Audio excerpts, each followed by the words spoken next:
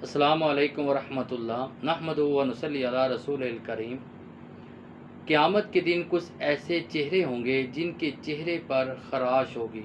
وہ کون سے ایسے لوگ ہیں، ان کا عمل کیا ہے، کس وجہ سے ان کے چہرے پر خراش ہوگی؟ جامع ترمذی کی حدیث ہے، حدیث نمبر ہے 650، اور رسول اللہ صلی اللہ علیہ وسلم نے فرمایا، وہ آدمی جو لوگوں سے مانگتا ہے حالانکہ اس کے پاس اتنا مال ہے کہ جتنا وہ مانگ رہا ہے اس سے وہ بے نیاز اس کو کر دے، پھر بھی لوگوں سے وہ مانگ رہا ہے۔ اور صحابہ نے عرض کیا، اللہ کے رسول، کتنا مال اس کے پاس ہو جو لوگوں سے مانگنے سے اس کو بے نیاز کر دیتا ہے؟ آپ نے فرمایا، جس کے پاس 50 درہم یا 50 درہم کے برابر سونا جس کے پاس موجود ہو اور پھر بھی وہ لوگوں سے مانگتا ہے، لوگوں کو جا کر اپنی بے بسی بتاتا ہے اور لوگوں کو جا کر اپنی طرح طرح کی مجبوریاں بتاتا ہے، فرمایا ایسا انسان قیامت کے دن اس کے چہرے کے اوپر خراش ہوگی۔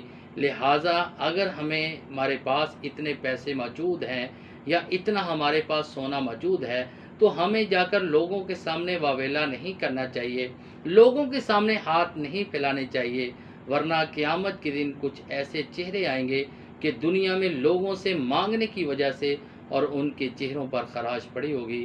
اللہ رب العزت سے دعا کہ اللہ تعالی ہمیں سے محفوظ فرمائے، آمین۔